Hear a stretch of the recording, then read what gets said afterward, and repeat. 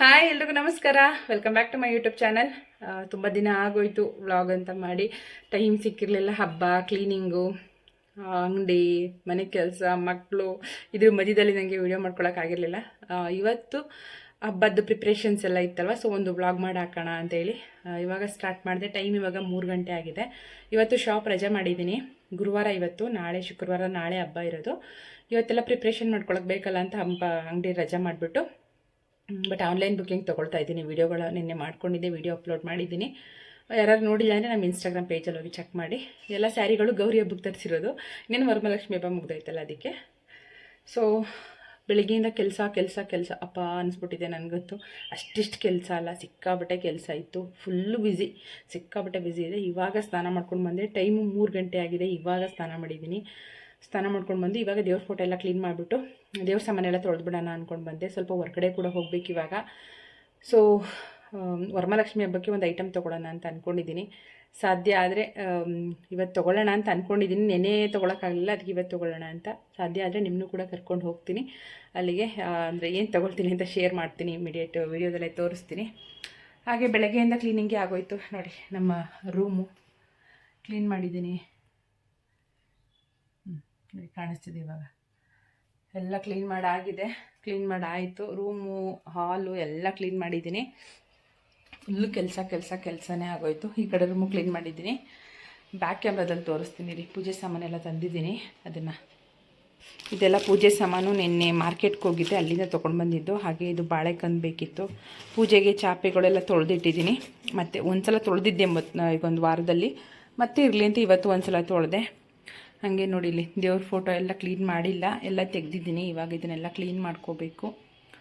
ಈ ಮಂಟಪ ಎಲ್ಲ ಒರೆಸಿದ್ದೀನಿ, ಇನ್ನೊಂದು ಸಲ ಒರೆಸ್ಕೋಬೇಕಷ್ಟೇ. ಹಾಗೆ ಇಲ್ಲಿದ್ದಿದ್ದು ಸೋಫಾ ಎಲ್ಲ ಈ ಕಡೆ ಶಿಫ್ಟ್ ಮಾಡಿಬಿಟ್ಟಿದ್ದೀನಿ. ಈ ಕಡೆ ದೇವ್ರು ಕೂರಿಸ್ಬೇಕಲ್ವ, ಅದಕ್ಕೋಸ್ಕರ. ಇನ್ನು ಇಲ್ಲಿ ಬಂದರೆ ಇಲ್ಲಿ ಪೂಜೆ ಸಾಮಾನೆಲ್ಲ ತೊಳೆಯೋದಕ್ಕೆ ಅಂತ ಎಲ್ಲ ಎತ್ತಿಟ್ಕೊಂಡಿದ್ದೀನಿ. ಈಗೆಲ್ಲ ತೊಳಿಬೇಕಿದ್ದನ್ನೆಲ್ಲ.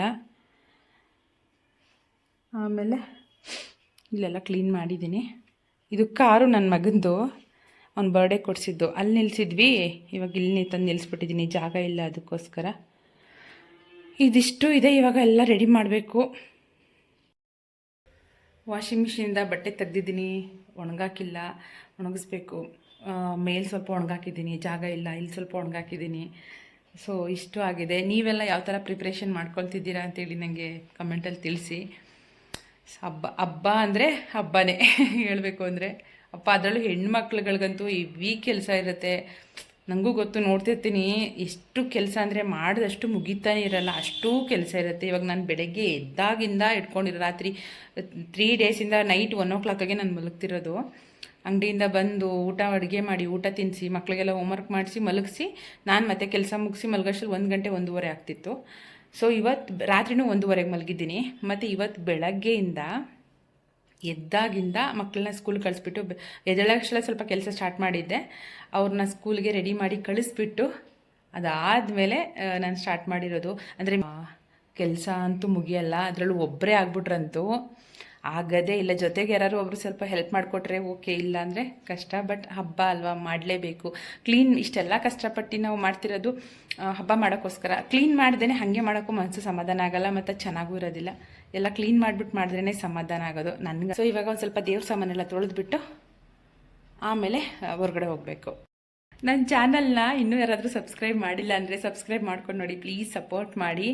ಆ್ಯಂಡ್ ತುಂಬ ಜನ ನನಗೆ ಮೆಸೇಜ್ ಮಾಡ್ತೀರಾ, ಎಲ್ಲ ಕಡೆ ಎಲ್ಲರ ಹತ್ರ ನನ್ನ ನಂಬರ್ ಇದೆ. ಎಲ್ಲರೂ ಡೈರೆಕ್ಟಾಗಿ ಮೆಸೇಜ್ ಮಾಡ್ತೀರಾ, ಸಿಸ್ಟರ್ ಯಾಕೆ ವ್ಲಾಗ್ ಮಾಡಿಲ್ಲ, ವ್ಲಾಗ್ ಮಾಡಿ ಅಂತ ಎಷ್ಟೊಂದು ಜನ ಹೇಳ್ತೀರಾ. ಆಮೇಲೆ ಎಷ್ಟೊಂದು ಜನ ನನಗೆ ಕೇಳ್ತೀರಾ, ಸಿಹಿ ಬಗ್ಗೆ ವಿಚಾರಿಸ್ತೀರಾ. ಎಲ್ಲ ಖುಷಿಯಾಗುತ್ತೆ. ಬಟ್ ನನಗೇನೆ ಆಗ್ತಿಲ್ಲ ಅಷ್ಟೇ ವೀಡಿಯೋಗಳು ಮಾಡೋಕ್ಕೆ. ಆಮೇಲೆ ನನಗೆ ಸುಮಾರು ಜನ, ಒಂದು 2-3 ಜನ ಮೆಸೇಜ್ ಮಾಡಿದರು. ಆಮೇಲೆ ಸುಮಾರು ಜನ ಕೇಳಿದ್ದೀರಾ, ಮಾಂಗಲ್ಯ ಚೈನ್ ಹೊಸದ, ಯಾವಾಗ ತೊಗೊಂಡ್ರಿ, ಡಿಸೈನ್ ತೋರಿಸಿ ಅಂತ. ಅದರದ್ದು ಬೇರೆ ಸ್ಟೋರಿ ಇದೆ, ಹೇಳ್ತೀನಿ ಇನ್ನೊಂದಿನ. ಯಾವಾಗಾದರೂ ತೋರಿಸ್ತೀನಿ, ನಿಮಗೂ ಕೂಡ ಡಿಸೈನ್ ತೋರಿಸ್ತೀನಿ, ಶೇರ್ ಮಾಡ್ತೀನಿ. ಸೊ ಇವಾಗ ಜಾಸ್ತಿ ಲೇಟ್ ಮಾಡೋದು ಬೇಡ. ಆಗಲೇ ಟೈಮು 3:15 ಆಗ್ತಾಯಿದೆ, ಟೈಮ್ ಆಗಿಬಿಟ್ಟಿದೆ. ಆಲ್ಮೋಸ್ಟ್ ಎಲ್ಲ ಮುಗಿದಿದೆ. ಪೂಜೆ ಒಂದು ಮಾಡಿಲ್ಲ ಅಷ್ಟೇ, ಪೂಜೆ ಮಾಡಬೇಕು. ದೇವ್ರ ಮನೆ, ದೇವ್ರದ್ದು ಮಂಟಪ ಏನಿತ್ತು ಅದೆಲ್ಲ ಕ್ಲೀನ್ ಮಾಡಿ, ದೇವ್ರ ಫೋಟೋಗೆಲ್ಲ ಹೂವೆಲ್ಲ ಮುಡಿಸಿ ಎಲ್ಲ ರೆಡಿ ಮಾಡಿದ್ದೀನಿ. ಪೂಜೆ ಒಂದು ಮಾಡಬೇಕಷ್ಟೇ. ಸಂಜೆ ಆಗಿದೆ, ಸಂಜೆ 6 ಗಂಟೆ, ಕರೆಕ್ಟಾಗಿ 6 ಗಂಟೆ. ನನ್ನ ಮಗಳು ಬಂದು ಇವಾಗ ತಾನೆ, ಅವಳಿಗೆ ಬಂದ ತಕ್ಷಣ ಒಂಥರ ಅವಳ ರಿಯಾಕ್ಷನ್ ಸಖತ್ತಾಗಿತ್ತು. ಬಟ್ ನನಗೆ ವೀಡಿಯೋ ಮಾಡ್ಕೊಳಕ್ಕಾಗಲಿಲ್ಲ, ಯಾಕಂದರೆ ಸೋಫಾ ಎಲ್ಲ ಈ ಕಡೆಗೆ ಇಟ್ಬಿಟ್ಟಿದ್ದೀನಿ. ಮತ್ತು ಪೂಜೆ ಸಾಮಾನೆಲ್ಲ ಇಟ್ಬಿಟ್ಟು ಕೆಳಗಡೆ ಚಾಪೆ ಎಲ್ಲ ಹಾಕಿ ಎಲ್ಲ ರೆಡಿ ಮಾಡಿಬಿಟ್ಟಿದ್ದೀನೆಲ್ಲ. ಅಮ್ಮ ಏನಿದು ಹಬ್ಬನಾ ಅಂತ ಕೇಳ್ತಾಳೆ ಬಂದ್ಬಿಟ್ಟು. ತುಂಬ ಚೆನ್ನಾಗಿತ್ತು ಅವಳ ರಿಯಾಕ್ಷನ್ನು. ಮತ್ತು ಅದನ್ನು ವೀಡಿಯೋ ಮಾಡೋಕ್ಕಾಗಲಿಲ್ಲ ಅಷ್ಟೇ. ಹೆಂಗೆ ಕೂತವಳು ನೋಡಿಲಿ. ನಾನು ಕುಂಕುಮ ಎಲ್ಲ ಹಾಕೊಂಡ್ರದ್ದು ನೋಡ್ಬಿಟ್ಟು ನನಗೂ ಕುಂಕುಮ ಹಾಕೊಡು ಅಂತೆಲ್ಲ ಹಾಕಿಸ್ಕೊಂಡು, ಅವಳಿಗೆ ತುಂಬ ಇಷ್ಟ ಅರ್ಶಿನ ಕುಂಕುಮ ಎಲ್ಲ ಹಾಕೊಳ್ಳೋದು. ಇವತ್ತು ಅವ್ರ ಸ್ಕೂಲಲ್ಲಿ ಟ್ರೆಡಿಷನಲ್ ಡೇ ಮಾಡಿದ್ರು, ಅಂದರೆ ವರಮಲಕ್ಷ್ಮಿ ಹಬ್ಬ ಇದೆಯಲ್ಲ, ಅದಕ್ಕೆ ಇವತ್ತೇ ಸೆಲೆಬ್ರೇಷನ್ ಮಾಡಿದ್ರು. ವರಮಲಕ್ಷ್ಮಿ ಮತ್ತು ರಕ್ಷಾಬಂಧನೆಲ್ಲನೂ ಅದಕ್ಕೇ ರೆಡಿ ಮಾಡಿಸ್ಕೊಂಡು ಹೋಗಿದ್ಲು. ಇಲ್ಲಿ ಬ್ಯಾಂಗಲ್ಸು ಎಲ್ಲ ಹಾಕಿ ಕಳಿಸಿದ್ದೆ, ಬಟ್ಟೆ ಚೇಂಜ್ ಮಾಡಿ ಕಳಿಸಿದ್ದಾರೆ, ಬೇರೆ ಬಟ್ಟೆ ಹಾಕಿದ್ದಾರೆ. ಲಂಗ ಬ್ಲೌಸ್ ಹಾಕಿ ಕಳಿಸಿದ್ದೆ, ಎಲ್ಲ ರೆಡಿ ಆಗಿದೆ. ಬ್ಯಾಕ್ ಕ್ಯಾಮ್ರಾದಲ್ಲಿ ತೋರಿಸ್ತೀನಿ ಹೆಂಗೆ ಮಾಡಿದ್ದೀನಿ ಅಂದ್ಬಿಟ್ಟು ನೋಡಿ. ಸೊ ಈ ಥರ ರೆಡಿ ಮಾಡಿದ್ದೀನಿ. ಪೂಜೆ ಸಾಮಾನೆಲ್ಲ ತೊಳೆದು ಎಲ್ಲ ರೆಡಿ ಮಾಡಿ. ಚಿಕ್ಕ ಚಿಕ್ಕ ಕೆಲಸ ತುಂಬ ಟೈಮ್ ಹಿಡ್ಬಿಡುತ್ತೆ. ಏನಪ್ಪ ಮಾಡ್ತೀನಿ. ಇಲ್ಲಿ ಕಳಸ ಇಟ್ಟಿಲ್ಲ. ಕಳಸ ಅಂದರೆ ಎರಡೆರಡು ಕಳಸ ಆಗುತ್ತೆ ಅಂತ ಕಳಸ ಇಟ್ಟಿಲ್ಲ, ಇನ್ನೆಲ್ಲ ಇಟ್ಟಿದ್ದೀನಿ. ಕಳಸನ ಈ ದೇವ್ರ ಕಳಸ ಬಿಟ್ಟ ಮೇಲೆ ಕಳಸ ಇಡೋಣ ಅಂತ ಅಂದ್ಕೊಂಡೆ, ಆಮೇಲೆ ಇಡ್ತೀನಿ. ಹಾಗೆ ಇದು ಕೂಡ ಕೃಷ್ಣನೂ ಕೂಡ ಚೆನ್ನಾಗಿ ತೊಳೆದು ಎಲ್ಲ ರೆಡಿ ಮಾಡಿದ್ದೀನಿ. ಇಲ್ಲೆಲ್ಲ ಕೆಳಗಡೆ ಇಟ್ಟಿದ್ದೀನಿ. ನನ್ನ ಮಗಳು ಇದು ತೋರಣ ತೊಗೊಂಡು ಬಂದು ಆಟ ಆಡ್ತಿದ್ಲು, ಇದು ದೇವರು, ಇದು ದೇವ್ರ ಮನೆ ಅಂತ. ಪೂಜೆ ಸಾಮಾನೆಲ್ಲ ಇಲ್ಲಿ ಇಟ್ಟಿದ್ದೀನಿ, ರೆಡಿ ಮಾಡ್ಕೋಬೇಕು ಎಲ್ಲ. ಸೊ ಸಂಜೆ ಆಗಿಬಿಟ್ಟಿದೆ. ಪಟ ಅಂತ ಇವಾಗ ಪೂಜೆ ಮುಗಿಸಿ ಆಚೆ ಹೋಗಿ ಬರಬೇಕು. ಆಲ್ರೆಡಿ ಟೈಮ್ ಆಗಿಬಿಟ್ಟಿದೆ. ಟೈಮ್ ಹೋಗಿದ್ದೇ ಗೊತ್ತಾಗಿಲ್ಲ ಇವತ್ತಂತೂ. ಅದೆಷ್ಟು ಬೇಗ ಟೈಮ್ ಆಯಿತು, ಅದೇನಾಯ್ತು ಅಂತಲೇ ಗೊತ್ತಿಲ್ಲ. ಬಟ್ ಇಡೀ ದಿನ ಕಂಪ್ಲೀಟ್ ಬ್ಯುಸಿನೇ ಇದ್ದೀನಿ ನಾನು. ಯಾವುದೂ ಟೈಮ್ ಸಾಕಾಗ್ತಿಲ್ಲ, ಹಂಗಾಗ್ಬಿಟ್ಟಿದೆ. ಆಮೇಲೆ ಇನ್ನೂ ಆಚೆಗೆ ಹೋಗ್ಬೇಕು ನಾನು. ಏನೋ ಒಂದು ಐಟಮ್ ತೊಗೋಬೇಕು ಅಂತೇಳಿ ನಾನು ತೊಗೊಂಡಿಲ್ಲ. ಅಂದರೆ ನನ್ನ ಹಸ್ಬೆಂಡು ಬಂದಿಲ್ಲ, ಅಂದರೆ ಅವರು ಡ್ಯೂಟಿ ಮುಗಿಯೋದೆ ಅವ್ರಿಗೆ 6 ಗಂಟೆಗೆ, ಅವರು ಆಮೇಲೆ ಬರಬೇಕು. ಸೊ ಏನು ಮಾಡೋದು, ಹೋಗಬೇಕು. ಅಷ್ಟರಲ್ಲಿ ಇಲ್ಲಿ ಎಷ್ಟಾಗುತ್ತೆ ಅಷ್ಟು ಕೆಲಸ ಮುಗಿಸ್ಬಿಟ್ಟು ಆಮೇಲೆ ಹೋದರೆ ಅಟ್ಲೀಸ್ಟ್ ನನಗೆ ಅಲ್ಲಿ ಕೆಲಸ ಮುಗಿಸ್ಕೊಂಬರೋಕ್ಕೂ ಸರಿ ಹೋಗುತ್ತೆ ಅಂತೇಳಿ ಎಷ್ಟಾಗುತ್ತೆ ಅಷ್ಟು ಮುಗಿಸ್ಬಿಡೋಣ ಅಂತ ಮುಗಿಸ್ತಾ ಇದ್ದೀನಿ. ಇವಾಗ ಪೂಜೆ ಒಂದು ಮಾಡಬೇಕಷ್ಟೇ. ನನ್ನ ಮಗಳು ಗಲಾಟೆ ಮಾಡ್ತಾಯಿದ್ಲು, ಫೋನ್ ಕೊಡಮ್ಮ ನನಗೆ, ಸುಮ್ಮನೆ ಕೂತ್ಕೊಳ್ತೀನಿ ಅಂತ. ಈಗ ಅವಳಿಗೆ ಫೋನ್ ಕೊಡಬೇಕು. ಪೂಜೆ ಮುಗಿಸ್ಬಿಡ್ತೀನಿ ನಾನು. ಅವಳಿಗೆ ಕೊಟ್ಬಿಟ್ಟು ನಾನು ಪೂಜೆ ಮುಗಿಸ್ಬಿಟ್ಟು ಮನೆಯಲ್ಲಿ ಪೂಜೆ ಎಲ್ಲ ಮುಗಿಸಾದ್ಮೇಲೆ ನನ್ನ ಹಸ್ಬೆಂಡ್ ಬಂದರು. ಆಮೇಲೆ ನಾವು ಹೊರಗಡೆ ಹೋಗಬೇಕು ಅಂತ ಹೇಳಿದ್ನಲ್ವ, ಹೊರಗಡೆ ಬಂದ್ವಿ. ಏನಪ್ಪ ತೊಗೊಳಕ್ಕೆ ಅಂತಂದರೆ ಒಂದು ಜೊತೆ ಬೆಳ್ಳಿ ದೀಪ ತೊಗೊಳ್ಳೋಣ ಅಂತ ಅಂದ್ಕೊಂಡಿದ್ದೆ. ಹಬ್ಬ ಇದೆಯಲ್ವಾ, ಒಂದು ಹೆಸ್ರಾಗಿರುತ್ತೆ ಅಂತೇಳಿ ತೊಗೊಳ್ಳೋಣ ಅಂದ್ಕೊಂಡು ಬಂದ್ವಿ. ಕುವೆಂಪು ನಗರಕ್ಕೆ ಬಂದಿದ್ವಿ. ನಾವು ಯಾವಾಗಲೂ ಕುವೆಂಪು ನಗರಲ್ಲೇ ತೊಗೊಳ್ಳೋದು. ಅಲ್ಲಿ ಬಂದು ನೋಡಿದ್ವಿ, ಇಷ್ಟ ಆಯಿತು ನನಗೆ. ಕಲೆಕ್ಷನ್ಸು ಕೂಡ ಇಷ್ಟ ಆಯಿತು. ಅಂದರೆ ಸಿಲ್ವರ್ ರೇಟ್ ತುಂಬ ಸ್ವಲ್ಪ ಜಾಸ್ತಿ ಆಗಿಬಿಟ್ಟಿದೆ. ನನಗೆ ಸ್ವಲ್ಪ ಗಟ್ಟಿ ಬೇಕಿತ್ತು, ಗಟ್ಟಿಗೆ ಡಿಸೈನು ಚೆನ್ನಾಗಿರಬೇಕಿತ್ತು. ಆ ಥರದ್ದು ಸೆಲೆಕ್ಟ್ ಕೂಡ ಮಾಡಿದೆ. ಬಟ್ ಏನಾಯ್ತು ಅಂದರೆ ಅವರು ಕ್ಯಾಶ್ ಕೇಳಿದ್ರು. ಅಕೌಂಟಿಗೆಲ್ಲ ಟ್ರಾನ್ಸ್ಫರ್ ಬೇಡ, ಎಕ್ಸ್ಟ್ರಾ ಅಮೌಂಟ್ ಕೊಡಬೇಕಾಗುತ್ತೆ, ಅದಕ್ಕೆ ನಮಗೆ ಕ್ಯಾಶ್ ಕೊಟ್ಬಿಡಿ ಅಂದರು. ಕ್ಯಾಶ್ ತೊಗೊಂಡೋಗಿರಲಿಲ್ಲ. ಹಂಗಾಗಿ ಸೊ ಅದನ್ನು ಎತ್ತಿಡಿಸ್ಬಿಟ್ಟು ನಾಳೆ ತೊಗೊಳ್ಳೋಣ ಅಂದ್ಕೊಂಡು ಹಾಗೆ ಬಂದ್ವಿ. ಬರಬೇಕಾದ್ರೆ ತುಪ್ಪ ಮತ್ತು ಹಾಲು, ಸ್ವಲ್ಪ ಸ್ವೀಟ್ಸ್ ಎಲ್ಲ ಬೇಕಿತ್ತು. ಸೊ ನಂದಿನಿ ಅಲ್ಲಿ ಡೈರಿಲಿ ತೊಗೊಂಡೋಗೋಣ ಅಂದ್ಬಿಟ್ಟು ಮಾರುತಿ ಟೆಂಪಲ್ ಹತ್ರ ಯಾವಾಗಲೂ ಓಪನ್ ಇರುತ್ತೆ ನೈಟ್ 10 ಗಂಟೆ ಆದ್ರೂ ಅಂತ ಮಾರುತಿ ಟೆಂಪಲ್ ಹತ್ರ ಹೋದ್ವಿ. ನಾನು ಆ ಕಡೆ ಹೋಗಿ ತುಂಬ ದಿನ ಆಗೋಗಿತ್ತು, ಹಾಗೆ ಅದಕ್ಕೊಂದು ವೀಡಿಯೋ ಮಾಡಿಕೊಂಡೆ. ಆಮೇಲೆ ಮನೆಗೆ ಬಂದ ಮೇಲೆ ಏನಾಯ್ತಂದರೆ ಹೆಂಗಿದ್ರು ಆಗಲೇ 10 ಗಂಟೆ 10 ಕಾಲ ಆಗಿಬಿಟ್ಟಿತ್ತು. ಮತ್ತು ನಾನು ಮೇಲ್ಗಡೆ ಹೋಗಿ ಕೆಲಸ ಸ್ಟೋರ್ ಮಾಡ್ಕೋತು ಅಂದರೆ ಬಾಗಿಲು ತೊಳೆಯೋದಕ್ಕೆ ಬರೋದಕ್ಕಾಗಲ್ಲ ಅಂತೇಳಿ ಮತ್ತೆ ಬಕೆಟೆಲ್ಲ ತರಿಸ್ಕೊಂಡು ಬಾಗಿಲೆಲ್ಲ ತೊಳೆದ್ಬಿಟ್ಟು ಮತ್ತೆ ರಂಗೋಲಿ ಎಲ್ಲ ಹಾಕಿ ಕ್ಲೀನ್ ಮಾಡಿಬಿಟ್ಟೆ. ಯಾಕಂದರೆ ಹಬ್ಬದ ದಿನ ಬಾಗಿಲಿಗೆ ರಂಗೋಲಿ ಹಾಕಿಲ್ಲ ಅಂದರೆ ಚೆನ್ನಾಗಿ ಅನಿಸಲ್ಲ ಅಲ್ವಾ, ಚೆನ್ನಾಗಿ ಕಾಣಿಸ್ಬೇಕು ನಮ್ಮ ಬಿಲ್ಡಿಂಗಲ್ಲೂ ಕೂಡ ಅಂತೇಳಿ ನಾನೇನೇ ತೊಳೆದು ಎಲ್ಲ ರಂಗೋಲಿ ಹಾಕಿಬಿಟ್ಟು ಆಮೇಲೆ ಮೇಲೆ ಹೋಗಿ ಮತ್ತೆ ಕಾಲೆಲ್ಲ ತೊಳ್ಕೊಂಡು ಮತ್ತೆ ನಾನು ಏನು ದೇವ್ರದ್ದು ಸೀರೆ ಎಲ್ಲ ಉಡ್ಸೋದಕ್ಕೆಲ್ಲ ರೆಡಿ ಮಾಡಿಕೊಂಡೆ. ಫಸ್ಟಿಗೆ ದೇವ್ರದ್ದು ಮುಖವಾಡ ಎಲ್ಲ ತೊಳೆದು, ಅರ್ಶಿಣದಲ್ಲಿ ಒಂದು ಸಲ ತೊಳೆದು, ಹಾಲಲ್ಲಿ ತೊಳೆದು, ಆಮೇಲೆ ನೀರಲ್ಲಿ ತೊಳೆದು ನಾನು ಅಲಂಕಾರ ಮಾಡ್ಕೊತಾ ಇದ್ದೀನಿ. ಅದನ್ನೆಲ್ಲ ವೀಡಿಯೋ ಮಾಡ್ಕೊಳಕ್ಕಾಗಿಲ್ಲ. ಪಾಪು ಅಳ್ತಾ ಇದ್ಲು, ನನ್ನ ಹಸ್ಬೆಂಡು ಸಮಾಧಾನ ಮಾಡ್ತಿದ್ರು. ಸೊ ವೀಡಿಯೋ ಮಾಡೋಕ್ಕಾಗಿಲ್ಲ, ಮರ್ತ್ಬಿಟ್ಟೆ. ಅಂದರೆ ನಾವು ಯಾವ ಥರ ಅಲಂಕಾರ ಮಾಡ್ಕೊಳ್ಳೋಕೆ ಇಷ್ಟಪಡ್ತೀವೋ ಅದೇ ಥರ ದೇವರು ಕೂಡ ಇಷ್ಟಪಡ್ತಾರೆ ಅಂತ ಹೇಳ್ತಾರೆ. ಅದಕ್ಕೋಸ್ಕರ ನನಗೆಷ್ಟು ಗೊತ್ತು, ನನಗೆಷ್ಟು ಮಟ್ಟಿಗೆ ಗೊತ್ತಿದೆಯೋ ಅಷ್ಟು ಮಾತ್ರ ನಾನು ಅಲಂಕಾರ ಮಾಡಿದ್ದೀನಿ. ತಕ್ಕ ಮಟ್ಟಿಗೆ ಅಲಂಕಾರ ಮಾಡಿದ್ದಾಯಿತು. ಇವಾಗ ಕಳಸಕ್ಕೆ ಸೀರೆ ಉಡಿಸ್ಬಿಡೋಣ ಅಂತ ಕಳಸ ಇಟ್ಕೊಂಡು ಈ ಸಲ ಸ್ವಲ್ಪ ದೊಡ್ಡದಾಗಿ ಕೂರಿಸಿದ್ದೀನಿ. ಹಾಗೆ ಸೀರೆ ಕೂಡ ಅಷ್ಟೇ, ಯಾವಾಗಲೂ ನಾನು ಸಿಂಗಲ್ ಮಾತ್ರ ಉಡಿಸ್ತಾ ಇದ್ದಿದ್ದು, ಸಿಂಗಲ್ ಲೇಯರಲ್ಲಿ. ಈ ಸಲ ಡಬಲ್ ಲೇಯರ್ ಉಡ್ಸೋಣ ಅಂತ ಟ್ರೈ ಮಾಡಿದ್ದೀನಿ. ಬಟ್ ಚೆನ್ನಾಗಿ ಬಂತು. ನಾನು ಎಲ್ಲಿ ಬರಲ್ವೇನೋ ಅಂದ್ಕೊಂಡೆ, ಚೆನ್ನಾಗಿ ಬಂತು. ಅದಾದಮೇಲೆ ಕಳಸಕ್ಕೆ ಒಳಗಡೆಗೆ ಏನೇನು ಇಡಬೇಕು ಐಟಮ್ಸು ಅದನ್ನೆಲ್ಲ ಒಂದು ತಟ್ಟೆಯಲ್ಲಿ ಹಾಕಿ ಇಟ್ಕೊಂಡ್ಬಿಟ್ಟಿದ್ದೀನಿ. ಯಾಕಂದರೆ ಗಡಿ ಬಿಡಿನಲ್ಲಿ ಒಂದು ಹಾಕಿ ಒಂದು ಮರ್ತು ಹೋಗೋದು ಚೆನ್ನಾಗಿರೋದಿಲ್ಲ ಅಂತ ಎಲ್ಲ ಫೈನಲಿ ಎಲ್ಲ ರೆಡಿ ಮಾಡಿದ್ದಾಯಿತು. ತುಂಬ ಚೆನ್ನಾಗಿ ಕಾಣಿಸ್ತಾ ಇದೆ. ಅಂದರೆ ಇನ್ನೂ ಕಳಸ ಪ್ರತಿಷ್ಠಾಪನೆ ಮಾಡಿಲ್ಲ, ಜಸ್ಟ್ ಸೀರೆ ಒಂದು ಉಡಿಸಿ ಎಲ್ಲ ರೆಡಿ ಮಾಡಿದ್ದೀನಿ ಅಷ್ಟೇ. ಹಾಗೆ ತಟ್ಟೆಗಳು ಅಷ್ಟೇ ಸ್ವಲ್ಪ ಜೋಡಿಸಿದ್ದೀನಿ. ಟೈಮ್ ಇವಾಗ 3 ಗಂಟೆ ಆಗಿದೆ. ಎಲ್ಲರೂ ಮಲಗಿದ್ದಾರೆ. ನನ್ನ ಹಸ್ಬೆಂಡ್ ಪಾಪ ಈಗ ಒಂದು ಅರ್ಧ ಗಂಟೆ ಆಯ್ತೇನೋ, 1 ಅವರ್ ಆಯ್ತು ಅಷ್ಟೋ ತನಕ ಎದ್ದಿದ್ರು, ಮಲ್ಕೊಂಡ್ರು. ನನ್ನ ಮಗನೂ 1 ಗಂಟೆ ತನಕ ಎದ್ದಿದ್ದ. ಇಬ್ಬರು ಹೆಲ್ಪ್ ಮಾಡಿಕೊಟ್ರು. ನನ್ನ ಮಗನೂ ಹೆಲ್ಪ್ ಮಾಡಿಕೊಟ್ಟ, ಮತ್ತು ನನ್ನ ಹಸ್ಬೆಂಡ್ ಕೂಡ ಹೆಲ್ಪ್ ಮಾಡಿಕೊಟ್ರು.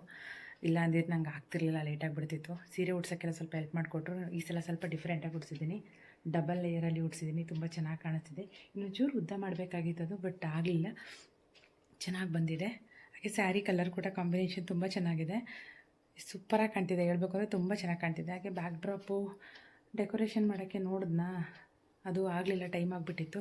ಸೊ ಸಿಂಪಲ್ಲಾಗಿರಲಿ ಅಂತ ತೋರಣ ಥರ ಮಾಡಿ ಸ್ವಲ್ಪ ಹೂವು ಹಾಕಿದ್ದೀವಿ. ಹಾಗೆ ಸ್ವಲ್ಪ ಲೈಟಿಂಗ್ಸ್ ಇತ್ತು, ಅದನ್ನು ಕೂಡ ಹಾಕಿದ್ದೀನಿ. ತುಂಬ ಚೆನ್ನಾಗಿದೆ ಲೈಟಿಂಗ್ಸ್, ಸ್ವಲ್ಪ ಡಿಫ್ರೆಂಟಾಗಿದೆ. ಶಾಪಲ್ಲಿ ತೊಗೊಂಡಿದ್ದು, ಸಿಟಿಗೆ ಹೋಗಿದ್ದಲ್ಲಿ ನಿನ್ನೆ. ಆವಾಗ ನೋಡಿ ಚೆನ್ನಾಗಿದೆ, ಈ ಥರದ್ದು ಚೆನ್ನಾಗಿದೆ, ಸಿಂಪಲ್ಲಾಗಿ ಚೆನ್ನಾಗಿದೆ. ತಟ್ಟೆಗಳು ಕೂಡ ಎಲ್ಲ ಜೋಡಿಸಿಟ್ಟಿದ್ದೀನಿ. ಇವಾಗ ಟೈಮು 3 ಗಂಟೆ ಆಗಿದೆ. ಮಲಗಿಬಿಡ್ತೀನಿ. ಈಗ ಮಲಗಿಬಿಟ್ಟು 1 ಅವರ್ ನಿದ್ದೆ ಮಾಡಿ 4 ಗಂಟೆಗೆ ಎದ್ದೇಳ್ತೀನಿ. ಅಂದರೆ ಇನ್ನೇನಿಲ್ಲ, ಎಲ್ಲ ಮುಗಿದಿದೆ. ಹೊಸ್ಲು ಪೂಜೆ ಮಾಡಬೇಕು, ಅದಾದಮೇಲೆ ಕಳಶ ಪ್ರತಿಷ್ಠಾಪನೆ, ಇಷ್ಟೆಲ್ಲ ಆದಮೇಲೆ ಪೂಜೆ ಮಾಡಬೇಕು. ಎಲ್ಲ 6 ಗಂಟೆ ಒಳಗಡೆ ಆಗುತ್ತೆ. ಅದಾದಮೇಲೆ ನಾನು ಕಥೆಯೆಲ್ಲ ಓದೋದಕ್ಕೆ ಶುರು ಮಾಡ್ಕೊತೀನಿ, ಸರಿ ಹೋಗುತ್ತೆ. 6 ಗಂಟೆ ಒಳಗಡೆ ಪೂಜೆ ಮಾಡಬೇಕು. ಒಟ್ಟಿನಲ್ಲಿ ಎಲ್ಲ ರೆಡಿ ಮಾಡಿದ್ದೀನಿ. ಅದೇ ದೀಪ ತರೋಕ್ಕೆ ಅಂತ ಹೋಗಿತ್ತು, ಆಗಲಿಲ್ಲ. ಅವರು ಕ್ಯಾಶೇ ಬೇಕು ಅಂದ್ಬಿಟ್ರು. ನಮ್ಮ ಹತ್ರ ಕ್ಯಾಶ್ ಇರಲಿಲ್ಲ, ಅಕೌಂಟಲ್ಲಿತ್ತು. ಕ್ಯಾಶ್ ತೊಗೊಂಡು ಬಂದು ಕಾರ್ಡ್ ಬೇರೆ ಬಿಟ್ಟು ಬಂದಿರು ನನ್ನ ಹಸ್ಬೆಂಡು. ಮತ್ತು ಮನೆಗೆ ಬಂದು ಮತ್ತೆ ಹೋಗೋಷ್ಟು ಲೇಟ್ ಆಗುತ್ತೆ ಅಂತ ನೋಡೋಣ, ಆದರೆ ನಾಳೆ ತೊಗೊಳ್ಳೋಣ ಅಂತ ಅಂದ್ಕೊಂಡಿದ್ದೀವಿ. ಸೈಡ್ಗೆ ಎತ್ತಿಡ್ಸಿ ಬಂದಿದ್ದೀವಿ, ನಾಳೆ ಹೋಗಿ ತೊಗೋಬೇಕು. ಇವಾಗ ಮಲ್ಕೋತೀನಿ. 1 ಅವರ್ ನಿದ್ದೆ ಮಾಡಿದ್ರೆ ಎಷ್ಟೋ ಸ್ವಲ್ಪ ಸಮಾಧಾನ ಆಗುತ್ತೆ. ಮಲಗಿಬಿಟ್ಟು ಆಮೇಲೆ ಕಂಟಿನ್ಯೂ ಮಾಡ್ತೀನಿ.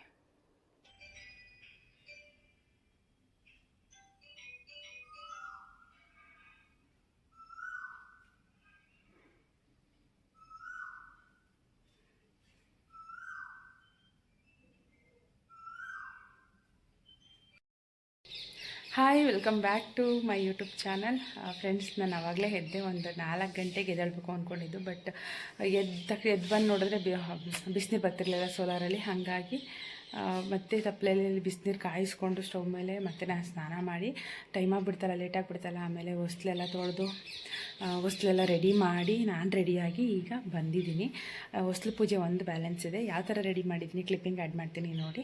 ಹಾಗೆ ನಾನು ಹೇಗೆ ಕಾಣಿಸ್ತೀನಿ ಅಂತ ಮಿಸ್ ಮಾಡಿದೆ, ಕಮೆಂಟ್ ಮಾಡಿ. ಯಾಕಂದರೆ ಇದು ನಮ್ಮ ಶಾಪ್ದೇ ಸ್ಯಾರಿ, ನನಗೆ ಫೇವ್ರೇಟ್ ಕಲರ್ ಇದು. ತುಂಬ ಇಷ್ಟ ಆಗೋಯ್ತು ಈ ಕಲರು. ಸ್ಯಾರಿ ನೋಡಿದ ತಕ್ಷಣವೇ ಸಿಕ್ಕಾಪಟ್ಟೆ ಇಷ್ಟ ಆಗೋಯಿತು. ಒಂಥರ ಚೆರಿ ರೆಡ್ ಅಂತೀವಲ್ಲ, ಆ ಕಲರಲ್ಲಿದೆ, ಸಖತ್ತಾಗಿದೆ. ನೋಡ್ತಿರ್ಬೋದು, ವಿತ್ ಸಿಲ್ವರ್ ಕಲರ್ ಬುಟ್ಟ ಡಿಸೈನಲ್ಲಿದೆ, ತುಂಬ ಚೆನ್ನಾಗಿದೆ.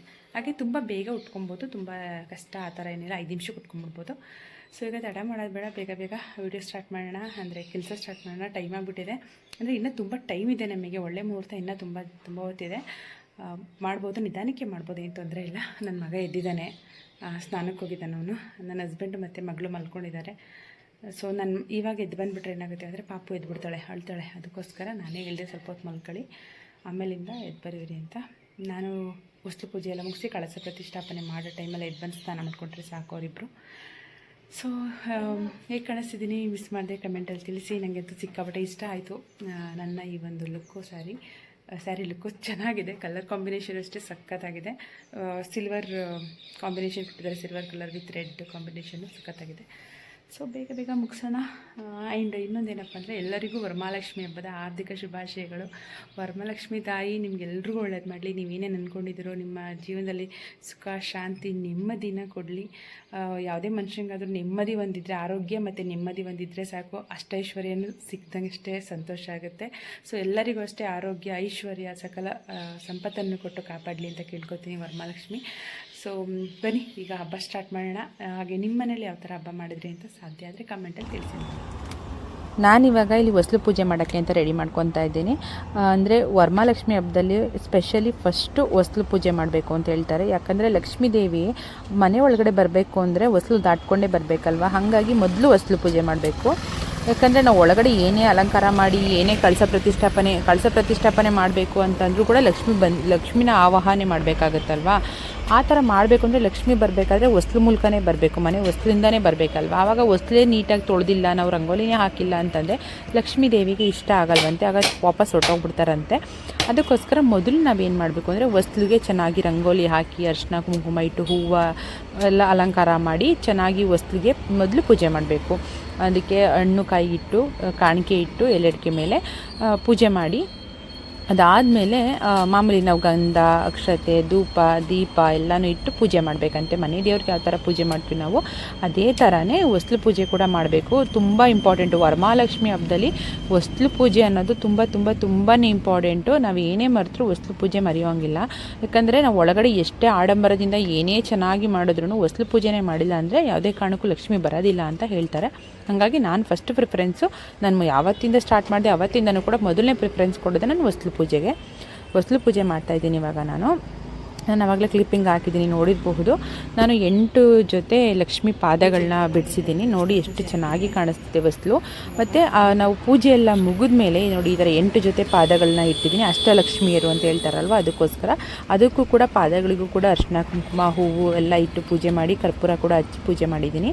ನೋಡಿ ಹೊಸ್ಲಿಗೆ ಈ ಥರ ಪೂಜೆ ಮಾಡಿ ಕೊನೆಯಲ್ಲಿ ಬಲಗಡೆ ಮತ್ತು ಎಡಗಡೆ 2 ಹೊಸ್ಲು ಮೂಲೆಗಳಿರುತ್ತಲ್ಲ, ಮೂಲೆಗೆ ಹಾಲು ಸಕ್ಕರೆ ಮತ್ತು ತುಪ್ಪನ ಹಾಕಿ ನಾವು ಬಿಡಬೇಕಾಗುತ್ತೆ 3 ಸಲ, ಈ ಕಡೆ 3 ಸಲ ಆ ಕಡೆ 3 ಸಲ. ಏನಕ್ಕೆ ಅಂದರೆ ಲಕ್ಷ್ಮಿ ಒಳಗಡೆ ಬರಬೇಕು ಅಂದರೆ ಹಾಲು ಸಕ್ಕರೆದು ಏನೋ ಒಳೆ ಹರಿಬೇಕಂತೆ, ಅದನ್ನು ದಾಟ್ಕೊಂಡಂತೆ ಲಕ್ಷ್ಮಿ ಬರೋದಕ್ಕೆ ತುಂಬ ಇಷ್ಟಪಡ್ತಾರಂತೆ ಅಮ್ಮ. ಹಾಲು ಸಕ್ಕರೆದು ಒಳೆನ ದಾಟೋದಕ್ಕೆ ತುಂಬ ಇಷ್ಟ. ಹಾಗಾಗಿ ಲಕ್ಷ್ಮಿ ಇರೋ ಕಡೆ ಹಾಲು ಸಕ್ಕರೆ ತುಪ್ಪನ ಹಾಕಬೇಕು ಅಂತ ಹೇಳ್ತಾರೆ. ನಾನಂತೂ ಮೊದಲಿಂದ ಅದನ್ನೇ ಫಾಲೋ ಮಾಡ್ತಾಯಿದ್ದೀನಿ. ಹೊಸ್ಲು ಪೂಜೆ ಆದಮೇಲೆ ಒಳಗಡೆ ಕಳಶ ಪ್ರತಿಷ್ಠಾಪನೆ ಮಾಡೋಕ್ಕೆ ಬಂದೆ. ಕಳಶ ಪ್ರತಿಷ್ಠಾಪನೆ ಮಾಡೋಕ್ಕೆ ಬಂದಾದಮೇಲೆ ನಾನೇನು ತಾಮ್ರದ ಬಿಂದಿಗೆ ಇಟ್ಟಿದ್ದೆ ಅದಕ್ಕೆ ನೀರನ್ನ ತುಂಬಿಸ್ತಾ ಇದ್ದೀನಿ. ನೀರು ತುಂಬಿಸ್ಬಿಟ್ಟು ಫಸ್ಟಿಗೆ ಗಂಗೆ ಪೂಜೆ ಮಾಡ್ಕೋಬೇಕು. ಡೈರೆಕ್ಟಾಗಿ ನಾವು ಲಕ್ಷ್ಮಿನ ಆಹ್ವಾನ ಮಾಡೋಕ್ಕಾಗೋದಿಲ್ಲ. ಗಂಗೆ ಪೂಜೆ ಮಾಡ್ತಾಯಿದ್ದೀನಿ. ನಮ್ಗೆ ಗೊತ್ತಿರೋ ನದಿಗಳ ಹೆಸರು ಹೇಳ್ಕೊಂಡು ಪೂಜೆ ಮಾಡಿದ್ರೆ ಸಾಕಾಗುತ್ತೆ, ಮಂತ್ರ ಹೇಳಲೇಬೇಕು ಅಂತೇನಿಲ್ಲ. ಅದಾದಮೇಲೆ ನಾನು ಕಳಸದೊಳಗಡೆ ಹಾಕಿ ಇಟ್ಕೊಂಡಿದ್ನಲ್ಲ ಐಟಮ್ಸ್ ಎಲ್ಲ ಒಂದೇ ಕಡೆ ಇಟ್ಕೊಂಡಿದ್ನಲ್ವ, ಲಕ್ಷ್ಮಿಗೆ ಪ್ರಿಯವಾದಂತಹ ವಸ್ತುಗಳು ಕಮಲದ ಬೀಜ ಇರ್ಬೋದು, ಬಟ್ಲಡಿಕೆ, ಏಲಕ್ಕಿ ಮತ್ತು ಏನದು ಗೋಮತಿ ಚಕ್ರ, ಈ ಥರ ಮತ್ತು ಚಿನ್ನ ಇರ್ಬೋದು, ಬೆಳ್ಳಿ, ಈ ಥರದನ್ನೆಲ್ಲ ಅದಕ್ಕೆ ಏನೇನು ಒಂದು ಕಡೆ ಇಟ್ಕೊಂಡಿದ್ನಲ್ಲ ಅದನ್ನೆಲ್ಲ ಕೂಡ ನಾನು ಅದರೊಳಗಡೆ ಹಾಕಿಬಿಟ್ಟು ಲಕ್ಷ್ಮಿನ ಆಹ್ವಾನ ಮಾಡಿಕೊಂಡು ಪೂಜೆ ಮಾಡ್ತಾ ಹಾಕಿ ಅದಾದಮೇಲೆ ಪೂಜೆ ಮಾಡಿಬಿಟ್ಟು ಆಮೇಲೆ ನಾವು ಎಲೆ ಇಟ್ಬಿಟ್ಟು, ನಾವು ವಿಳ್ಯದೆಲೆ ಬೇಕಾದ್ರೂ ಇಡ್ಬೋದು ಮತ್ತು ಮಾವಿನ ಎಲೆ ಬೇಕಾದ್ರೂ ಇಡ್ಬೋದು, ಇಟ್ಬಿಟ್ಟು ಕಳಸನ ತೆಂಗಿನಕಾಯಿನ ಇಟ್ಟು ಅದಕ್ಕೆ ಮುಖವಾಡನ ಇಟ್ಬಿಟ್ಟು ನಾನು ಲಕ್ಷ್ಮಿನ ಆಹ್ವಾನ ಮಾಡಿ ಕೂರಿಸಿದ್ದಾಗಿದೆ. ತುಂಬ ಅಂದರೆ ತುಂಬ ಚೆನ್ನಾಗಿ ಅನ್ನಿಸ್ತು. ಅಂದರೆ ನನಗೆ ಡಿಸ್ಟರ್ಬ್ ಆಗಬಾರ್ದು ಪೂಜೆ ಮಾಡುವಾಗ, ಯಾವುದೇ ರೀತಿ ಡಿಸ್ಟರ್ಬ್ ಆದರೆ ಮಕ್ಕಳದಿರ್ಬೋದು ಅಥವಾ ಫೋನ್ ಬರೋದು ಈ ಥರ ಡಿಸ್ಟರ್ಬೆನ್ಸ್ ಆಗಬಾರ್ದು. ಅದರ ಡಿಸ್ಟರ್ಬೆನ್ಸ್ ಇಲ್ಲ ಅಂದರೆ ತುಂಬ ಚೆನ್ನಾಗಿ ಅನಿಸುತ್ತೆ. ನೀವೇ ನೋಡ್ತಿರ್ಬೋದು ಲಕ್ಷ್ಮಿ ಎಷ್ಟು ಚೆನ್ನಾಗಿ ಕಾಣಿಸ್ತಿದೆ ಅಂತ. ನನಗೆ ತುಂಬ ಜನ ಹೇಳಿದ್ರು, ಸುಮಾರು ಜನ ಫೋಟೋಸ್ ಹಾಕ್ದಾಗ ಮತ್ತು ಮನೆಗೆ ಬಂದಿರೋರು ಕೂಡ ಹೇಳಿದ್ರು ತುಂಬ ಚೆನ್ನಾಗಿದೆ ಲಕ್ಷ್ಮಿ, ಚೆನ್ನಾಗಿ ಕಾಣಿಸ್ತಿದೆ ಅಂತ. ಸೊ ಇದೇ ಥರ ಯಾವಾಗಲೂ ನಗುಮುಖದಲ್ಲಿ ನಮ್ಮ ಮನೆಯಲ್ಲಿ ಇರಲಿ ಅಂತ ಕೇಳ್ಕೊತೀನಿ. ನಿಮಗೂ ಕೂಡ ಎಲ್ಲರಿಗೂ ಕೂಡ ತಾಯಿ ಲಕ್ಷ್ಮೀ ದೇವಿ ನಗುಮುಖದಲ್ಲೇ ಎಲ್ರಿಗೂ ಆಶೀರ್ವಾದ ಮಾಡಲಿ ಅಂತ ಕೇಳ್ಕೊತೀನಿ. ಪೂಜೆ ಎಲ್ಲ ಪೂಜೆ ಮುಗಿಸ್ದೆ. ಅಮ್ಮ ಕೂಡ ಬಂದರು, ಅರ್ಧ ಪೂಜೆ ಆಗಿತ್ತು ಆವಾಗ ಅಮ್ಮ ಬಂದರು.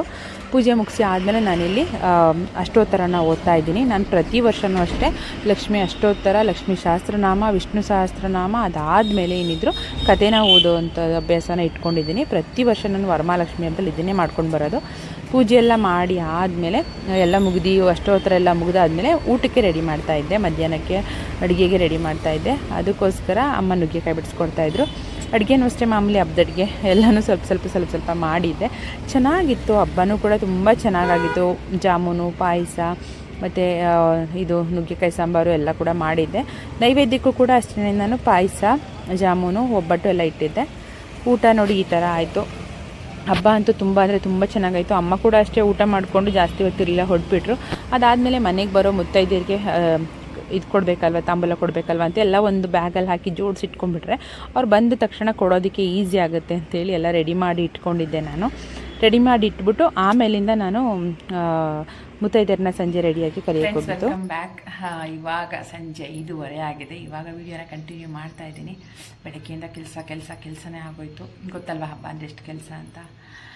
ಪೂಜೆ ಅಂತೂ ಸೂಪರಾಗಾಯಿತು. ತುಂಬ ಚೆನ್ನಾಗಾಯಿತು ಪೂಜೆ. ನಾನು ಏನು ಅಂದ್ಕೊಂಡಿದ್ನೋ ಅದಕ್ಕಿಂತಲೂ ಚೆನ್ನಾಗಿ ಆಯಿತು ಪೂಜೆ. ಸಖತ್ ಖುಷಿ ಆಯಿತು. ಅಂದರೆ ಪ್ರತಿ ವರ್ಷವೂ ಹಂಗೆ ಆಗುತ್ತೆ. ನಾನು ಏನು ಅನ್ಕೋತೀನೋ ಹಂಗೇ ಮಾಡ್ತೀನಿ ಪೂಜೆನ. ಬಟ್ ಏನೋ ಗೊತ್ತಿಲ್ಲ, ಲಾಸ್ಟ್ ಇಯರ್ಗಿಂತನೂ ಸಖತ್ ಖುಷಿಯಾಗಿದೆ ಈ ವರ್ಷ ಅಂತೂ ನನಗೆ. ಅದೇನೋ ಗೊತ್ತಿಲ್ಲ, ಒಂಥರ ಖುಷಿ, ಚೆನ್ನಾಗಿ ಅನ್ನಿಸ್ತು, ಖುಷಿ ಆಯಿತು. ಪೂಜೆ ಎಲ್ಲ ಮುಗಿಸಿ ಆದಮೇಲೆ ಅಂದರೆ ಅಮ್ಮ ಬಂದರು, ಊರಿಂದ ಅಮ್ಮ ಬಂದಿದ್ದರು. ಅದಾದಮೇಲೆ ಪೂಜೆ ಮುಗಿಸಿದ್ವಿ. ಆಮೇಲೆ ಮಾಮೂಲಿ ಅಡುಗೆ ಊಟ ಅಂದ್ಕೊಂಡು ಆಗೋಯ್ತು. ಅಡುಗೆ ಮಾಡಿದ್ದೆ. ಅಡುಗೆ ಮಾಮೂಲಿ ಹಬ್ಬದ ಅಡುಗೆನೇ, ಪುಳಿಯೋಗರೆ, ಅನ್ನ, ಸಾಂಬಾರು, ಪಲ್ಯ, ಕೋಸಂಬರಿ, ಮತ್ತು ಏನದು ಹೀರೆಕಾಯಿದು ಬಜ್ಜಿ, ಪಾಯಸ, ಜಾಮೂನು, ಈ ಥರ ಒಬ್ಬಟ್ಟು, ಈ ಥರದ್ದೆಲ್ಲ ಮಾಡಿದ್ದೆ. ಆಯಿತು, ಊಟ ಕೂಡ ಆಯಿತು. ಅಮ್ಮ ಊಟ ಮಾಡ್ಕೊಂಡು ಹೋದರು. ಅಪ್ಪಾಜಿ ಬಂದಿರಲಿಲ್ಲ, ಅಮ್ಮ ಒಬ್ಬರೇ ಬಂದಿದ್ದು. ಸೊ ಅದಾದಮೇಲೆ ನಾನು ಕೂಡ ಅಂದರೆ ನಿದ್ದೆ ಏನು ಮಾಡಿಲ್ಲ. ಮತ್ತು ಇನ್ನೊಂದೇನು ಗೊತ್ತಾ, ನಾನು ಶೇರ್ ಮಾಡಬೇಕು ನಿಮ್ಮ ಹತ್ರ. ನನಗೆ ನಾನು ಕರೆಕ್ಟಾಗಿ ನಿದ್ದೆ ಮಾಡಿ ಎಷ್ಟೊಂದು ದಿನ ಆಗೋಗಿದೆ, ಸರಿಯಾಗಿ ನಿದ್ದೆನೇ ಮಾಡಿಲ್ಲ. ಮತ್ತು ರಾತ್ರಿ ನೆನ್ನೆ ನೈಟ್ ಅಂತೂ ನಾನು ನಿದ್ದೆನೇ ಮಾಡಿಲ್ಲ, ಹಾಫ್ ಆನ್ ಅವರ್ ಕೂಡ ಮಲಗಿಲ್ಲ ನಾನು. ಬಟ್ ಆದರೂ ಕೂಡ ಸೀರಿಯಸ್ಲಿ ನನಗೆ ಒಂಥರ ಶಾಕ್ ಆಗ್ತಿದೆ. ಒಂದು ಸ್ವಲ್ಪ ಕೂಡ ಸುಸ್ತಾಗೋದಿರ್ಬೋದು, ಒಂದು ಕಣ್ಣುರಿಯೋದು, ತಲೆನೋವು ಬರೋದು ಏನೂ ಆಗಿಲ್ಲ. ಆಮೇಲೆ ಇನ್ನೊಂದೇನು ಅಂದರೆ ತೂಕುಡಿಕೆ ಬಂದಂಗಾಗುತ್ತೆ, ಮನೆಯಲ್ಲಿ ಸುಮ್ಮನೆ ಕೂತ್ಕೊಂಡಿದ್ರೆ ತೂಕುಡಿಕೆ ಬಂದಂಗಾಗೋದು. ನಂಗೆ ಸೀರಿಯಸ್ಲಿ ಏನೂ ಆಗ್ತಿಲ್ಲ, ನಂಗೆ ಏನೂ ಗೊತ್ತಿಲ್ಲ. ಇನ್ನೂ ಹೇಳಬೇಕು ಅಂದರೆ ಇನ್ನೂ ಆ್ಯಕ್ಟಿವ್ ಆಗಿದ್ದೀನಿ ಇನ್ನು. ಮತ್ತು ಏನೋ ಒಂಥರ ಕಾನ್ಫಿಡೆಂಟ್ ಲೆವೆಲ್ ಜಾಸ್ತಿ ಆಗಿರೋ ಥರ, ಒಂಥರ ಏನೋ ಅದು ಹೊಸ ಹುಮ್ಮಸ್ಸು ಆ ಥರ ಏನೋ ನಂಗೆ ಗೊತ್ತಿಲ್ಲ. ಒಟ್ಟಿನಲ್ಲಿ ಒಂಥರ ಚೆನ್ನಾಗಿದೆ, ಇದೊಂಥರ ಚೆನ್ನಾಗಿ ಅನ್ನಿಸ್ತು. ಆಮೇಲೆ ಪೂಜೆನೂ ಅಷ್ಟೇ ತುಂಬ ಚೆನ್ನಾಗಿತ್ತು. ನಾನು ಸ್ಟೇಟಸ್ಗೆ ಫೋಟೋಗಳು ಹಾಕಿದ್ದೆ, ಎಷ್ಟೊಂದು ಜನ ಮೆಸೇಜ್ ಮಾಡಿದ್ದೀರಾ, ಸಿಸ್ಟರ್ ತುಂಬ ಚೆನ್ನಾಗಿದೆ ದೇವರು, ಅಂದರೆ ತುಂಬ ಚೆನ್ನಾಗಿ ಕೂರಿಸಿದ್ದೀರಾ, ತುಂಬ ಚೆನ್ನಾಗಿದೆ ಅಂತ. ಮತ್ತು ಇನ್ನು ಕೆಲವರೆಲ್ಲ ಲಕ್ಷ್ಮಿ ಮುಖದಲ್ಲಿ ಕಳೆ ಇದೆ, ತುಂಬ ಚೆನ್ನಾಗಿ ಕಳೆ ಬಂದಿದೆ ಅಂತ ಹೇಳಿದ್ದೀರಾ. ಮತ್ತು ಇಲ್ಲಿ ನಮ್ಮ ಮನೆಗೆ ಒಂದಿಬ್ಬರು ಬಂದಿದ್ದರು ಕರೆಯಲಿಕ್ಕೆ, ಅವರು ಕೂಡ ಅದನ್ನೇ ಹೇಳ್ತಾಯಿದ್ರು, ಲಕ್ಷ್ಮಿ ಮುಖದಲ್ಲಿ ಕಳೆ ಇದೆ, ತುಂಬ ಚೆನ್ನಾಗಿದೆ, ತುಂಬ ಚೆನ್ನಾಗಿ ಕಾಣಿಸ್ತಿದೆ ಅಂತ ಹೇಳಿದ್ರು. ಖುಷಿ ಆಯಿತು. ಹಂಗಂದಾಗ ಯಾರು ತಾನೇ ಖುಷಿಯಾಗಲ್ಲ ಅಲ್ವಾ. ನೋಡೋಣ. ಮತ್ತು ಇವತ್ತು ಜರುಗಿಸ್ಬಿಟ್ಟು ಕಳಸನ ನಾಳೆ ಬಿಟ್ಬಿಡೋಣ ಅಂತ ಅಂದ್ಕೊಂಡಿದ್ದೆ. ಬಟ್ ಏನೋ ಇವತ್ತು ಹುಣ್ಣಿಮೆ ಮಧ್ಯಾಹ್ನದಿಂದನೇ ಸ್ಟಾರ್ಟ್ ಆಗಿದೆಯಂತೆ. ಮಧ್ಯಾಹ್ನದಿಂದ ಹುಣ್ಣಿಮೆ ಅಂದರೆ ನಾಳೆ ಮುಗೀತಂತೆ. ಅಂದರೆ ನಾಳೆ ನಾವು ಬಿಡೋಕ್ಕಾಗಲ್ಲ, ನಾಡಿದ್ದು ಕಳಸ ವಿಸರ್ಜನೆ ಮಾಡಬೇಕು ಅಂತ ಹೇಳ್ತಿದ್ದಾರೆ. ಸೊ ಹಂಗಾಗಿ ಅಮ್ಮನವ್ರನ್ನ ಇನ್ನೂ 2 ದಿನ ನಮ್ಮ ಮನೆಯಲ್ಲೇ ಇರಿಸ್ಕೊತೀವಿ. ನಾಳೆನೂ ಇರ್ತಾರೆ, ಹಾಗೆ ನಾಡಿದ್ದು ಅವ್ರನ್ನ ವಿಸರ್ಜನೆ ಮಾಡೋದು. ಖುಷಿನೇ. ಅಮ್ಮ ಅವ್ರು ನಮ್ಮ ಮನೆ ಎಕ್ಸ್ಟ್ರಾ ಒಂದಿನ ಇರ್ತಾರೆ ಅಂದರೆ ನಮಗೂ ಖುಷಿನೇ. ನಮ್ಮ ಮನೆ ಅಂತಲ್ಲ, ಆಲ್ಮೋಸ್ಟ್ ಎಲ್ಲ ಮನೆಯಲ್ಲೂ ಇರಿಸ್ಕೊತಾರೆ. ಭಾನುವಾರನೇ ಎಲ್ಲರೂ ವಿಸರ್ಜನೆ ಮಾಡೋದು ಅನಿಸುತ್ತೆ. ನೋಡೋಣ ಹೆಂಗೆ ಅನಿಸುತ್ತೆ ಅಂತ. ಹಾಗೆ ಇನ್ನೇನಿಲ್ಲ, ವರಮಹಾಲಕ್ಷ್ಮಿ ಹಬ್ಬ ಎಲ್ಲರಿಗೂ ಒಂಥರ ಖುಷಿ ಹಬ್ಬ ಇದು. ನನಗೂ ಅಷ್ಟೇ ತುಂಬಾ ಖುಷಿ. ವರಮಹಾಲಕ್ಷ್ಮಿ ಹಬ್ಬ ಬರ್ತಾಯಿದೆ ಅಂದರೆ ನಂಗೆ ಒಂಥರ ಖುಷಿಯಾಗುತ್ತೆ. ತುಂಬ ಇಷ್ಟವಾಗಿರೋ ಹಬ್ಬ ನನಗಿದು. ಚೆನ್ನಾಗಿತ್ತು, ಚೆನ್ನಾಗಾಯಿತು ಕೂಡ, ಖುಷಿಯಾಗಿದೆ ಅಷ್ಟೇ, ಇನ್ನೇನಿಲ್ಲ. ಈ ವ್ಲಾಗ್ನ ಎಂಡ್ ಮಾಡೋಣ ಅಂದ್ಕೊಂಡು ವಿಡಿಯೋ ಮಾಡ್ತಿರೋದು. ಅಂದರೆ ನಾನು ಕುಂಕುಮಕ್ಕೆ ಕರೆದಿರೋರ್ಗೆ ಮನೆಗೆ ಹೋಗಬೇಕು. ಆ ಗಡಿಬಿಡಿನಲ್ಲಿ ವಿಡಿಯೋ ಮಾಡ್ಕೊಳಕ್ಕಾಗಲ್ವೋ ಗೊತ್ತಿಲ್ಲ. ಮತ್ತು ನನ್ನ ಮಗಳು ಬೇರೆ ಇರ್ತಾಳೆ, ಅವಳು ಗಲಾಟೆನಲ್ಲಿ ನಂಗೆ ಏನೂ ಆಗಲ್ಲ. ಅದಕ್ಕೆ ವಿಡಿಯೋ ಎಂಡ್ ಮಾಡಿಬಿಡೋಣ ಅಂದ್ಕೊಂಡೆ. ಕಳಸ ವಿಸರ್ಜನೆ ನಾಡಿದ್ದಲ್ವ ಮಾಡೋದು, ಆವಾಗ ಬೇಕಾದ್ರೆ ವಿಡಿಯೋ ಅಪ್ಡೇಟ್ ಮಾಡೋಣ ಅಂತ. ಇವತ್ತಿನದ್ದು ಇಷ್ಟು, ವರಮಹಾಲಕ್ಷ್ಮಿ ಹಬ್ಬದ್ದು ಇಷ್ಟ ಆಯಿತು. ಸೊ ಹೇಗೆ ಅನ್ನಿಸ್ತು ಕಮೆಂಟಲ್ಲಿ ತಿಳಿಸಿ. ನಿಮ್ಮನೆ ಯಾವ ಥರ ಹಬ್ಬ ಮಾಡಿದ್ರಿ ಅದನ್ನು ಕೂಡ ಹೇಳಿ. ಮತ್ತು ಎಷ್ಟೊಂದು ಜನ ನಂದು ಇನ್ಸ್ಟಾಗ್ರಾಮ್ ಐಡಿನೇ ಕೇಳ್ತೀರಾ, ಐಡಿ ಯಾವುದು ನಿಮ್ಮದು, ಪೇಜ್ ಹೇಳಿ ಅಂತ. ಪೇಜ್ ಕೂಡ ನಾನು ಅಲ್ಲಿ ಮೆನ್ಷನ್ ಮಾಡಿದ್ದೀನಿ, ಯೂಟ್ಯೂಬಲ್ಲೇ ಕೂಡ ಹೋಗಿ ಚೆಕ್ ಮಾಡ್ಬೋದು. ಫೇಸ್ಬುಕ್, ಇನ್ಸ್ಟಾಗ್ರಾಮ್ ಎರಡೂ ಕೂಡ ಮೆನ್ಷನ್ ಮಾಡಿದ್ದೀನಿ, ನಮ್ಮ ಪ್ರೊಫೈಲಲ್ಲಿ ಸಿಗುತ್ತೆ, ಹೋಗಿ ಚೆಕ್ ಮಾಡ್ಬೋದು. ಅಷ್ಟೇ, ಏನಿಲ್ಲ, ವಿಡಿಯೋನ ಏನು ಮಾಡಬೇಕು. ಸೊ ಎಲ್ರಿಗೂ ಒಳ್ಳೆಯದಾಗಲಿ. ಮತ್ತೊಮ್ಮೆ ವರಮಹಾಲಕ್ಷ್ಮಿ ಹಬ್ಬದ ಶುಭಾಶಯಗಳು. ತಾಯಿ ವರಮಹಾಲಕ್ಷ್ಮಿ ಎಲ್ರಿಗೂ ಒಳ್ಳೇದು ಮಾಡಲಿ. ನನ್ನ ಪ್ರಕಾರ ಏನೋ ಒಂದು ಅಂತಸ್ತು, ಐಶ್ವರ್ಯ, ಇದಕ್ಕಿಂತ ದುಡ್ಡು ಕಾಸು ಇದಕ್ಕಿಂತ ನನಗೆ ಮೇಯ್ನ್ ಈಗಿನ ಜನ್ರೇಷನಲ್ಲಿ ಹೆಲ್ತ್ ತುಂಬಾ ಇಂಪಾರ್ಟೆಂಟು. ನಾವೇ ನೋಡ್ತಿದ್ದೀವಿ ನಮ್ಮ ಸುತ್ತಮುತ್ತ ಏನಾಗ್ತಿದೆ ಅಂತ. ಬರೀ 30 ವರ್ಷ 32 ವರ್ಷದವರೆಲ್ಲ ಹಾರ್ಟ್ ಅಟ್ಯಾಕ್ ಆಗಿ ತೀರ್ಕೊತಿದ್ದಾರೆ. Main health important. First health ಮತ್ತು ನೆಮ್ಮದಿ. ನನ್ನ ಪ್ರಕಾರ ಇವೆರಡೂ ಇದ್ರೇ ಅವನು ಶ್ರೀಮಂತ ಅಂತ ಅನ್ನಿಸ್ಕೊಳ್ಳೋದು. ನನ್ನ ಪ್ರಕಾರ ನಾನು ದೇವ್ರನ್ನ ಕೇಳೋದು ಅಷ್ಟೇ, ನನಗೆ ಆಸ್ತಿ ಕೊಡು, ಮನೆ ಕೊಡು, ಬಂಗ್ಲೆ ಕೊಡು, ಕಾರ್ ಕೊಡು, ಆ ಥರ ನಾನು ಯಾವತ್ತೂ ಕೇಳಲ್ಲ. ನಾನು ಕೇಳೋದೊಂದೇ, ಏನೇ ಬಂದರೂ ಎದುರಿಸೋ ಶಕ್ತಿ ಕೊಡು. ಏನೇ ಬರಲಿ ಎದುರಿಸೋ ಶಕ್ತಿ ಕೊಡು, ನಾನು ಅದನ್ನು ಎದುರಿಸ್ಬೇಕು ಆ ಥರ. ಮತ್ತು ನನ್ನ ಜೊತೆ ನೀನಿರಮ್ಮ ಅಷ್ಟೇ ನಾನು ಯಾವುದೇ ದೇವ್ರಿಗೆ ಕೇಳಿದ್ರು ಅಷ್ಟೇ ಕೇಳ್ಕೊಳ್ಳೋದು, ನೀವಿರಿ ನನ್ನ ಜೊತೆನಲ್ಲಿ ಸಾಕು ಅಂತ.